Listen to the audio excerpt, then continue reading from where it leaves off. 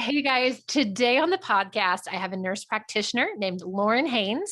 She's the owner of Integrated Sexual Wellness. She's also developing a coaching program right now for men with sexual dysfunction. That's kind of like her specialty. And today we have her on the podcast to talk about STIs 101. Y'all know how I love a 101. As always, let us know if something that we talk about today is extra interesting, if you want us to dive deeper, if you want to have Lauren come back on, we can always do a round 2 or round 3. You guys tell us what you need. So Lauren, would you take a few minutes and please tell us about you, about your practice, about your passion? We're super glad you're here. Absolutely. Thank you so much for having me. So my name's Lauren Haines. I'm a board certified nurse practitioner and I specialize in sexual health.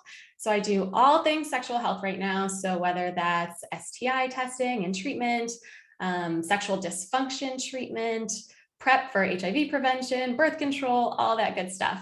So that's really my specialty. And I have been working with patients with STIs since 2014. And it's something that I'm super passionate about, is really just helping kind of spread the word of, STIs, who has them, why they're so common, and kind of breaking down some of that stigma.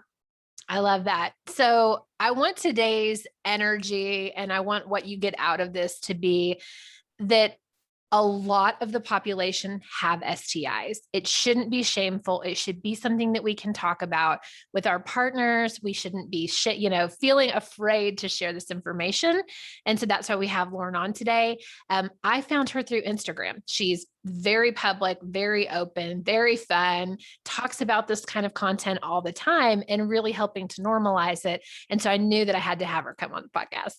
So Lauren and I have a list of things that you listeners have asked about that you want to hear about. And we're going to start with some basics. This is a 101 conversation. So let's start with Lauren. Can you tell us the difference between an STI and an STD?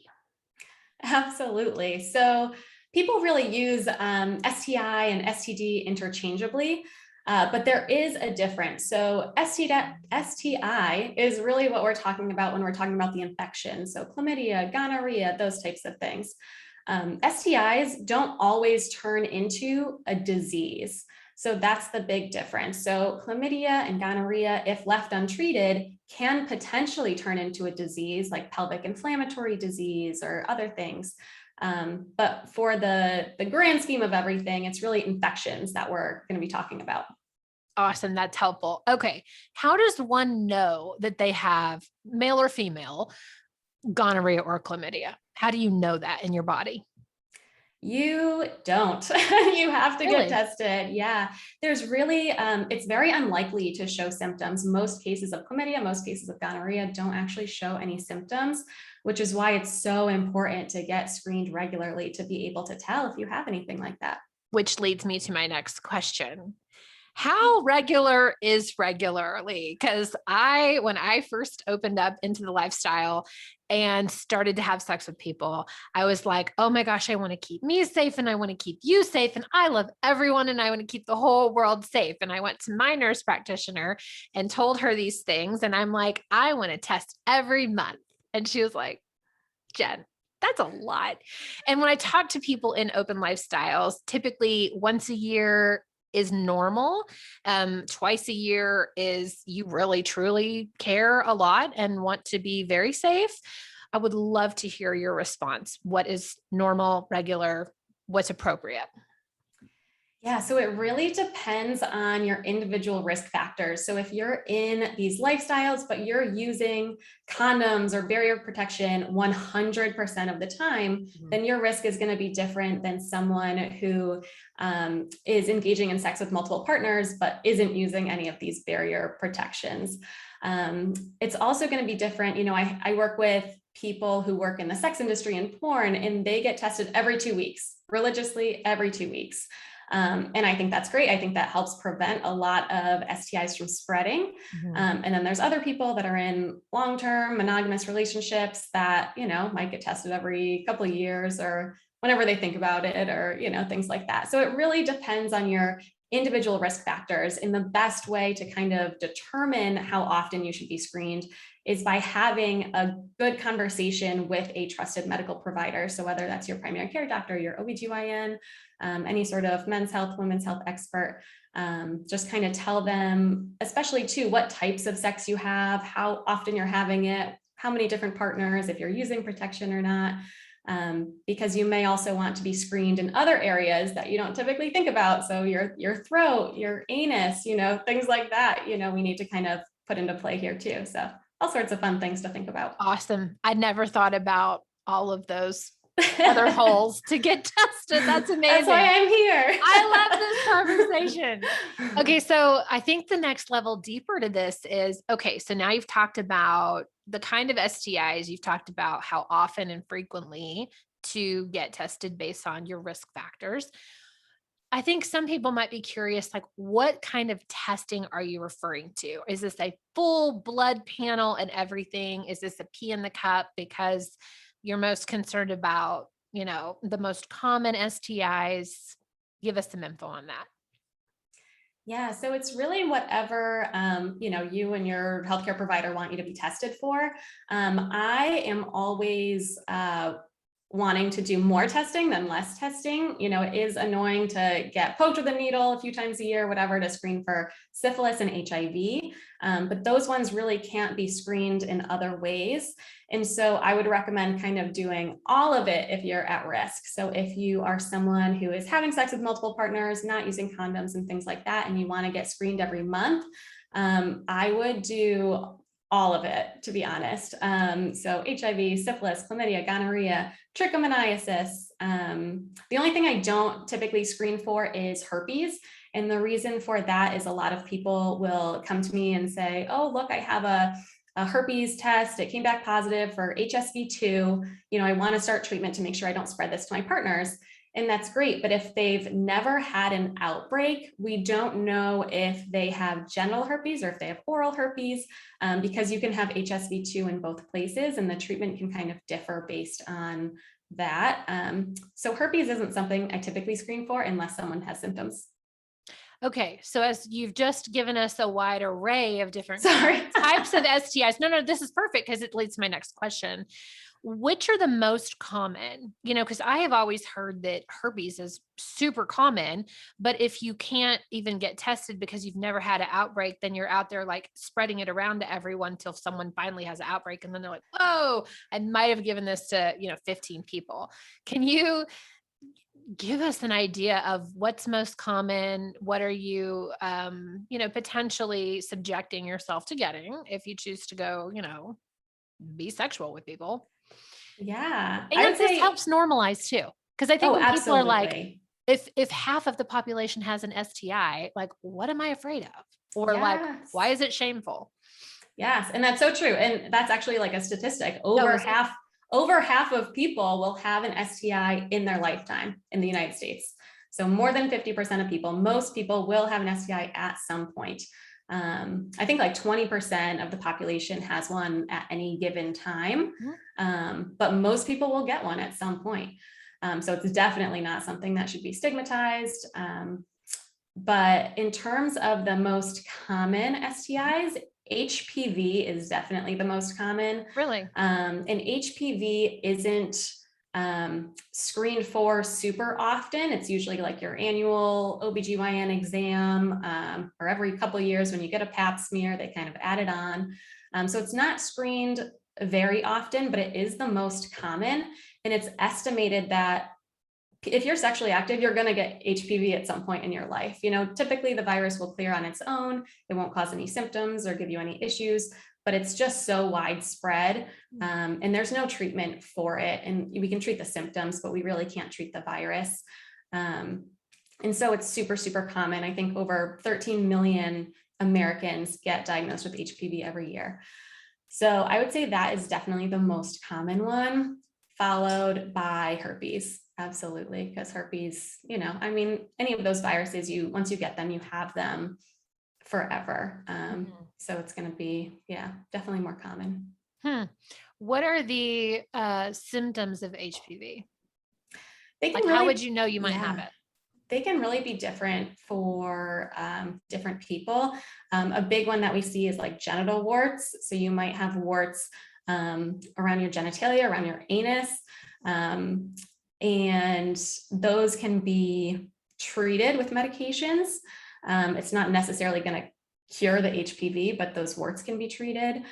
People can also have lesions or precancerous cells on their cervix, which also can be treated to help prevent it from turning into like a high-grade cancer. Awesome. Well, we've already gotten pretty deep into HPV. Can you do the same with herpes? Like, how do you know if you have it? Is there a treatment plan?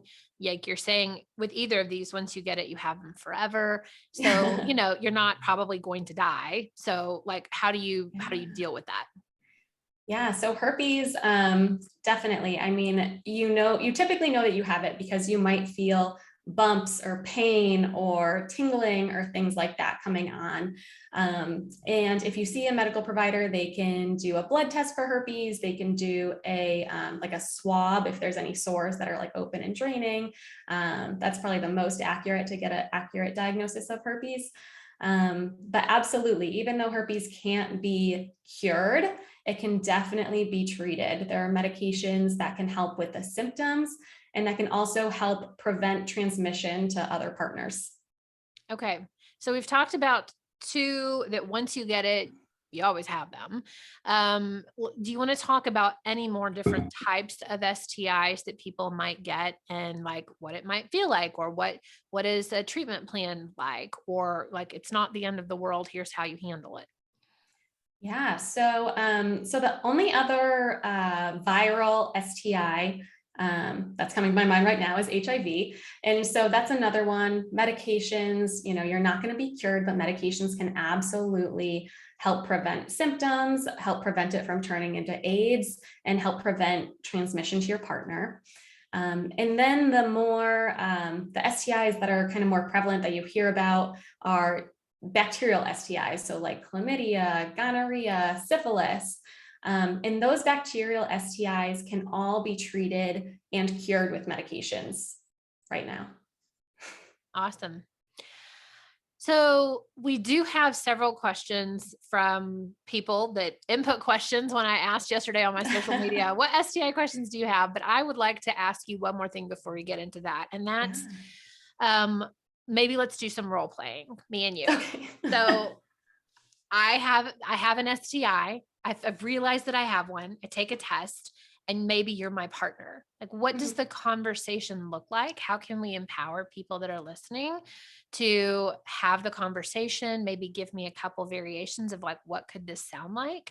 How do you have that conversation with someone that you want to have sex with or are having sex with, or excuse me, have been having sex with, and now all of a sudden you realize maybe you got something for them? Like, what does this all look like? Can you empower us with some conversation? Absolutely. Yeah, there are, obviously it's going to change depending on the scenario. So if you're someone that has something like herpes and you are out there dating, you're online dating, you're meeting people for the first time, it can really depend what feels best for you. I know there are people that will just put that out in their dating profile and say, look, this is it. If you can't accept me as I am, then I don't even want to talk to you. And I think that's great if you feel strong enough to do that, I guess. But then there's also people who don't want to share that, and that's fine too.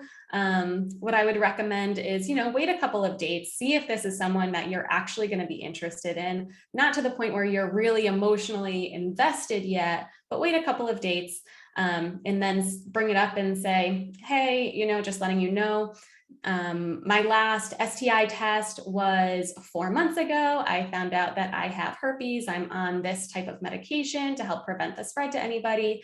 When was your last STI test? And that kind of puts it back in their court because they can say, oh, what? I don't want to deal with you. You have herpes.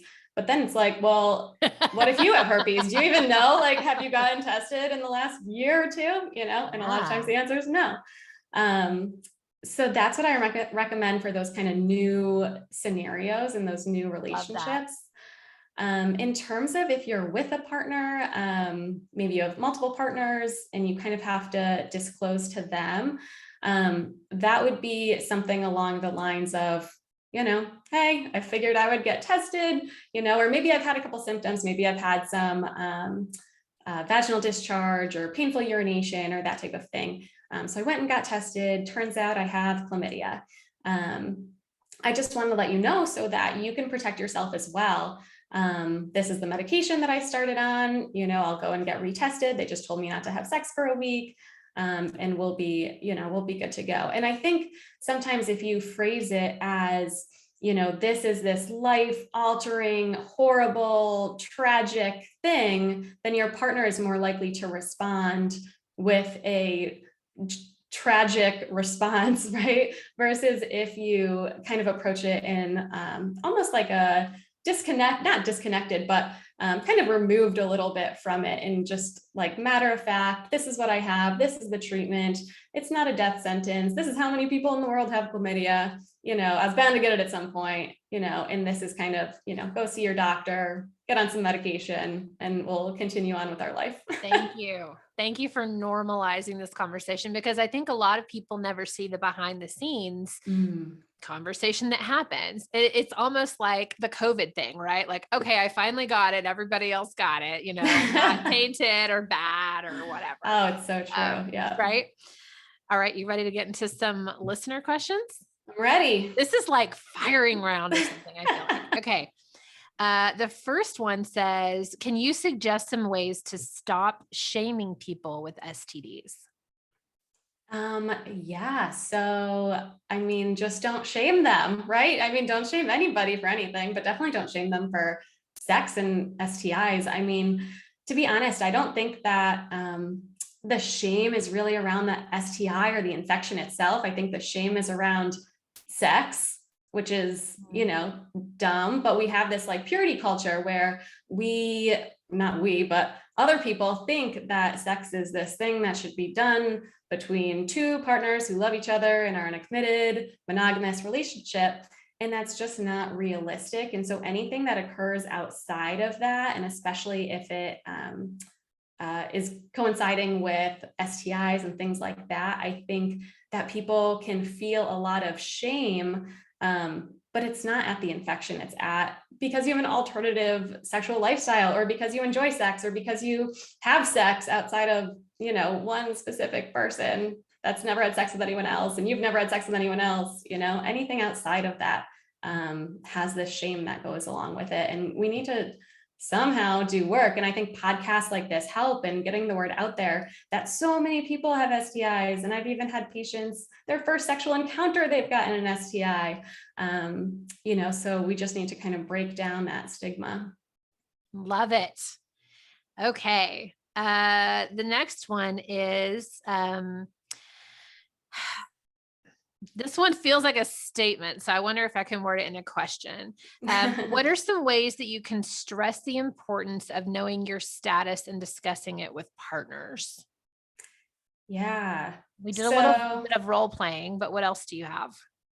Yeah, so definitely knowing your status. So kind of like I said before, a lot of STIs don't show symptoms. So knowing your status is super important to protect yourself, but also to protect other people, to protect your community. So definitely get screened regularly, work with your healthcare provider. And then in terms of, discussing it with your partners, that's definitely something that we kind of covered.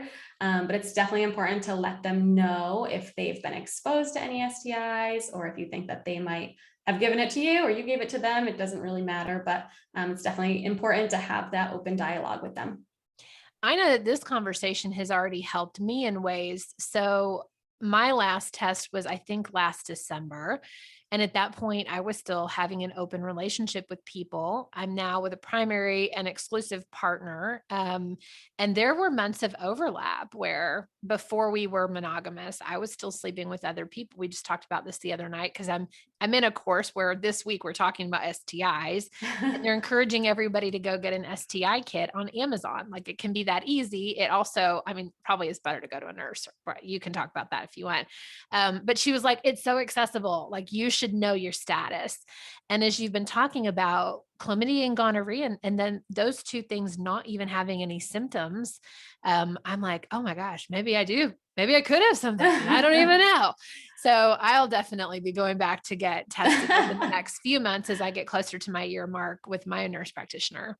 Yeah. Yes, definitely. Yeah, really anytime like after you've had unprotected sex, we recommend just getting screened just to make sure that you didn't, that nothing's positive or anything like that. And then also I know you touched on like kits on Amazon. I can't really speak to the kits on Amazon, but there are a lot of companies. I actually work part-time for one. I'll do a little plug. It's called TBD Health. They do at-home STI testing kits where the kit just gets delivered to your house. There are other companies that do that. And the benefit is that at-home STI testing is just as reliable as the testing that you do in your doctor's office. You can just kind of do it from the comfort of your own home, mail it in, and you can do a virtual visit kind of like we're doing. Yeah. So it doesn't have to be like a in clinic or in lab type of a thing. Thank you for elaborating on that. Yeah. And I noticed on Amazon, because, with my course, I was like, oh, it's available. There's a bunch of different ones. There's like a $59 one that just tests, gonorrhea and chlamydia. And then there's like 150. And then so which one do you suggest people get if they're going to regularly test? Yeah, I always go for the biggest one, the one you can test for the most. What's 150? Come on. Just do it all. Yeah, because there are ones that are just kind of basic, and then there's ones that are like a little bit more extensive. So like chlamydia, gonorrhea, trichomoniasis, and then usually there's some sort of ability to do like a finger prick for like HIV and syphilis, which is cool. I think there are other test kits that also test for non-STI things. So like yeast, if you're having symptoms like yeast infections, UTIs, those type of things all kind of built in. So if you're having painful urination, is it an STI? Is it a urinary tract infection? Is it something else? And so it kind of compiles all these tests into one kit, and you can try and figure it out for yourself at home. What is trichomoniasis? Trichomoniasis, yeah, it's just another STI. If you do have symptoms, sometimes it's this like green frothy discharge. It's treated with antibiotics. Cool. Yeah. I don't think I've ever heard of it until recently, because it must not be like as popular as the other one. Yeah, it's not as common as the other ones. Okay, here's the next question. What is the latest on so-called superbugs, gonorrhea and syphilis that resist antibiotics? Oh my gosh, yes. So yeah, chlamydia, gonorrhea, syphilis, all of them. We've been starting to see more resistance in the bacteria in terms of like what antibiotics we can use to treat them. The antibiotics are becoming less and less effective. And so the bacteria are developing these like superhuman strengths where they fight off every bacteria or every antibiotic that we try and throw at it. And so gonorrhea is really the one on the forefront of this, because we used to treat gonorrhea with a bunch of different antibiotics. They all developed resistance. And then now we have one class of antibiotics that we can use to treat gonorrhea. And even that is starting to become less effective. The gonorrhea is starting to become resistant to it. And so scientists and researchers are working on testing out different antibiotic combinations. They're trying to create new antibiotics just to treat this. So it's definitely something that is an issue, but traditionally, for the most part, people can be treated and cured with the medication that's available now. Awesome. Thank you. So I know we talked about HPV. This is an HSV1 question. Okay. Not even sure if that's the same thing. Maybe you can give us some education on this. Mm-hmm. But this says, can you give us some facts and information on HSV1? Some 70 to 80% of adults have it, I think. Yeah, so HSV1 is traditionally oral herpes. So there's HSV1, HSV2. So HSV1 is traditionally oral herpes. HSV2 is traditionally genital herpes. Okay, so like a cold sore on your Yes, okay. Absolutely. Yep, like a cold sore, fever, blister, whatever you want to call them. All the same. All those things. But yeah, I mean, HSV1 or cold sores, oral herpes, whatever you want to call it, super, super, super common. I don't think we have like legitimate statistics, but it's estimated that, yeah, up to 80% of the population has them. But also there are oral lesions that can be HSV2 instead of HSV1. And there are genital lesions that can be HSV1 instead of HSV2. They can kind of intermingle because, if you have a fever blister on your lip, if you have HSV1 on your lip, and then you perform oral sex on your partner, they can actually develop genital herpes from that lesion that's on your lip.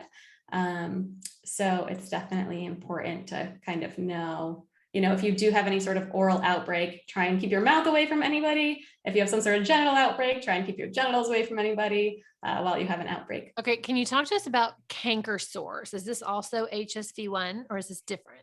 No, canker sores are like a whole different thing. Don't even worry about those. They go away. Yep.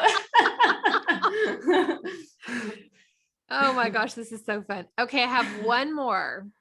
What should we say to ensure that we are getting an actual full panel test? That's a great question. Because I know with my doctors, my nurse practitioner, she was like, are you sure you want all of it? And she was like, it's expensive. I was like, I don't fucking care. Like, do the whole thing. So talk to us about how do we get a full panel? And what does that even mean? What does that entail? Yeah, so you really have to, unfortunately, probably ask for it because a lot of medical providers really don't take the time to go through a comprehensive sexual history. They're not asking you about your oral sex practices, your anal sex practices. They're not asking you all these questions that they probably should be asking. So they don't know that you should be screened other places, right? The, vaginal swabs, anal swabs, oral swabs, all those type of things. So unless they ask those questions, which a lot of times they don't, you really have to be that person and advocate for yourself and say, listen, I heard that I should be tested in this orifice and this orifice and this orifice. And these are the things that I want to be tested for. And yeah, it's really just kind of being your own advocate, finding things online, doing your own research and saying, okay, well, Google tells me I should be tested for all these things. I mean, I wouldn't use Google. I would use the CDC or, I love the WebMD told website. Me. Yeah. So, I didn't realize sometimes that you really have to ask. I'm sorry. Yeah, go ahead. No. I was going to say, I didn't realize you can have STIs in different orifices. I guess I just always thought that they would present themselves on your genitals. I mean, unless it's on your face, right? But you could have it like in your throat, but not down there. Absolutely. Yeah. If you have like recurrent sore throats and you're tested for strep and you're tested for mono, nothing's coming back. Yeah. There's a lot of times it could be chlamydia or gonorrhea that you can have in your throat. That's really treated the same way. And then same thing. A lot of STIs that are in like the anal area don't show a lot of symptoms. Sometimes you can have a little discharge.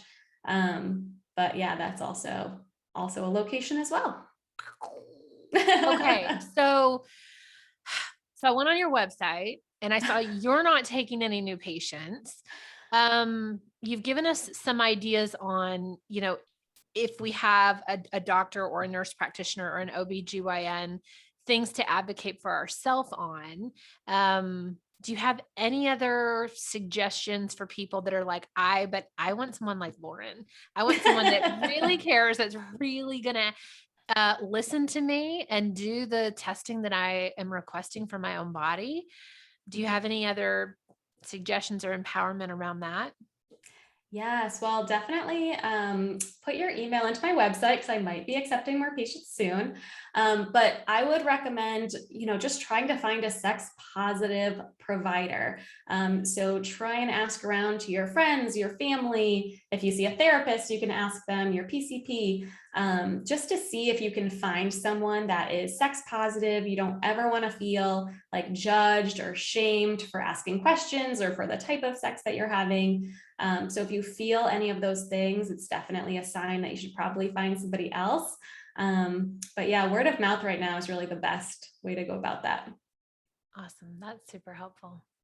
What have I not asked you that I should have? Oh, good question. Honestly, I think we've pretty much covered everything. I'm trying to think of anything now. But yeah, I mean, the biggest thing I really just want to get across is that, having an STI doesn't mean anything, because most people will get one. So it doesn't mean that you're a bad person. It doesn't mean that you're deserving of any sort of shame or disrespect. It's just a part of life, just like a common cold or the flu or COVID. So there are ways to protect yourself, and absolutely try and protect yourself as best you can. But having an STI is definitely nothing to be ashamed of. Thank you for that. And would you list one more time your areas of expertise in case listeners are like, oh, I really want to hear about like men's sexual health or ED, or could you name those off for us? Yes, absolutely. So STIs for sure, and then definitely my big area of focus right now is men's sexual health, sexual dysfunction, erectile dysfunction, premature ejaculation, in ways that men can find pleasure and treat ED without medication. So using kind of some alternative therapies. That sounds amazing. We should totally talk about that at some point. All right. Thank you so much for coming on today. Thank you for this empowering conversation. I feel like I learned a ton, and I hope that our listeners did too. And then, as always, let us know if you have additional questions, and we'll have Lauren come back on, or we'll pop in and answer those questions for you. I'm also going to put links to her Instagram, her website, and I guess that's it. If there's anything else you can think of that you want to share, Lauren, let me know and we'll put them in the show notes. Sounds Okay. great. Thank you All so right. much. Thank you so much. Bye. All right. Bye-bye.